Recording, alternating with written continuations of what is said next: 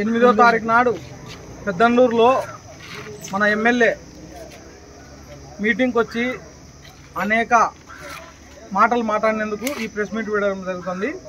ఆయన ఏం మాట్లాడినాడంటే assignment committee భూముల గురించి మాట్లాడినాడు. అసైన్మెంట్ కమిటీ భూములు అంటే మన పెద్ద ప్రజలకు ఎవరికి తెలియదు. అసైన్మెంట్ కమిటీ అంటే ఊరికే భూములు కొండ భూములు అనే తెలుసు.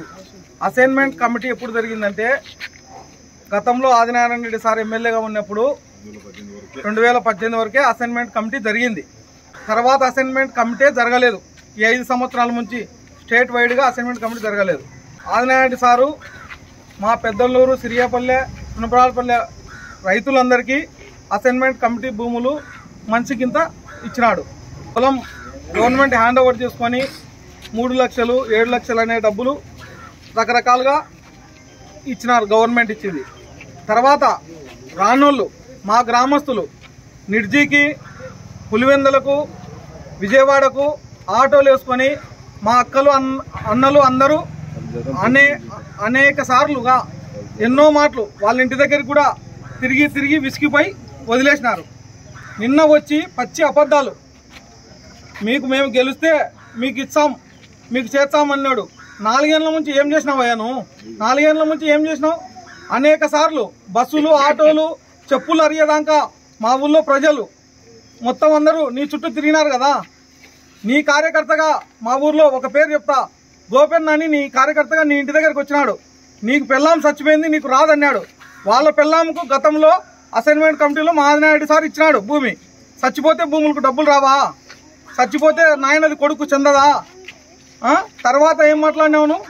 మేము గెలిస్తే భూములకు లెక్కలు ఇప్పిస్తాం. ఈ 4 ఏళ్ల నుంచి గాడిదలు కాసినావా? ఏం చేసినావు నువ్వు? ఎన్నిసార్లు వచ్చినారు? ఎంపీ దగ్గర అవినాష్ రెడ్డి దగ్గర పోతే అవినాష్ రెడ్డి ఎప్పుడు ఇంటికాడ ఉండడు, ఎప్పుడు కేసులోనే. ఆయన హైదరాబాదు, కర్నూలు, విజయవాడ తిరిగినాడు. సుమంచిపల్లె పెద్దన్నూరు రోడ్డు మేము ఎన్నోసార్లు బిల్లులు ఇచ్చినావు. ఎవరికి ఇచ్చినావు నువ్వు బిల్లులు?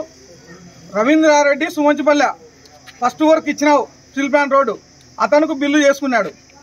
రెండోసారి తెగిపోయినప్పుడు ఇదే మా ఊర్లో దేవర సుబ్బారెడ్డి, ఆయన పేరు పులగూరు సుబ్బారెడ్డి అంటారు మా ఊర్లో, వాళ్ళ బామ్మర్ది ఏట్లో చనిపోయినప్పుడు వచ్చి తెగిపోయిందయ్యా ప్రజలు కుయ్యోముర్రో అని ముత్తుకున్నప్పుడు నువ్వేం చెప్పినావు?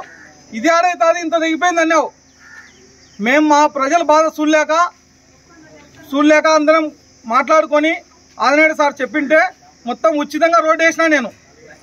నువ్వేం నాకు బిల్లు ఇలా. మూడోసారి తెగిపోయినప్పుడు ఒక 40 లక్షలకు టెండర్ పిలిపించినావు. అది కూడా నువ్వు నామినేషన్గా టెండర్, బాక్స్ టెండర్ పిలిపించినప్పుడు మీ పేరుతోనే టెండర్ ఉన్నది. మీ మేనమామైన వాళ్ళ పేరుతో టెండర్ అయినది. వాళ్ళ కార్యకర్తలకు, మీ కార్యకర్తలకు ఐవారు, కులాయిరెడ్డి, రవీంద్రారెడ్డికి డబ్బులు ఇవ్వాలని 5 లక్షలు పట్టుకొని మిగతా నాకు ఇచ్చినావు. టెండర్ వర్క్ అది. మళ్ళా దాని తర్వాత రోడ్డు కొట్టకపోయింటే 1 రూపాయినా బిల్లు చేసినావా? నేనేసిన. ఎందుకంటే OYA2 పెద్దన్నూరు, సిరియాపల్లె, గోపులాపురం, ఆర్టీపీపీ, సునపరాలపల్లెకు దారి ఉండదని చెప్పి మేము మా వాళ్ళు కష్టపడొద్దు, చుట్టూ తిరుక్కోబోద్దని వేసినాం. నువ్వు నిన్నొచ్చి అన్ని పచ్చి అబద్ధాలు చెప్పి బిల్లులు వచ్చినాయని చెప్పినావు. బిల్లులు వచ్చే ప్రూఫ్ పంపి మా ఊరికి. నువ్వు కన్నెతీర్థానికి రా, దేవస్థానం కాడికి. నేను కన్నెతీర్థం దగ్గరకు వస్తా, ప్రమాణం చేద్దాం ఇద్దరం. నాకు బిల్లు నువ్వు ఇచ్చింటిగినా. మీ ఊర్లో నీళ్ళ ప్లాంట్లు ఇచ్చినాను, వాటర్ ప్లాంట్లు బిల్లు చేసుకున్నారు, కట్టకుండా అన్నావు. నీళ్ళ ప్లాంట్ వచ్చింది తెలుసుకో ఫస్ట్. వైజాగ్ అని కాంట్రాక్టర్కి వచ్చింది. సుమంచిపల్లె, పెద్దన్నూరు, సిరియాపల్లె. వాడు కట్టలేకపోతే మేము వానికి బేల్దారులను 10,000 20,000 వానికి సాయం చేసి కట్టురా నాయనా మాకు బాగుంటుందని చెప్పి కట్టాం.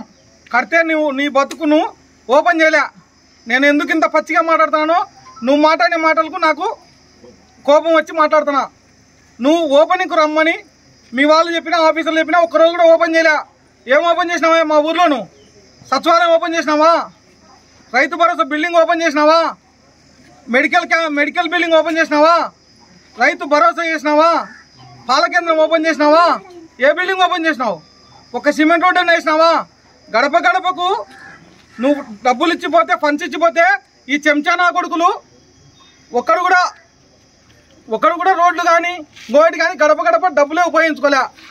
ఒకటి కులాయిరెడ్డికి ఇచ్చింటే అది నీటి దానికి 2 లక్షల చిల్లర 3 లక్షలు ఎంతో ఇచ్చింటే అది దానికి ఎంతో మాట్లాడుకొని చేసుకున్నాడు.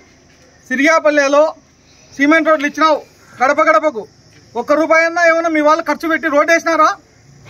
రమ్మని చెప్పు, ప్రూఫ్ తీసుకురా. సిరియాపల్లిలో జగనన్న కాలనీ అని చెప్పి ఒక బోర్ వేసినావు, మీ వానికి కాంట్రాక్ట్ ఇచ్చినావు చంద్ర అనే వానికి.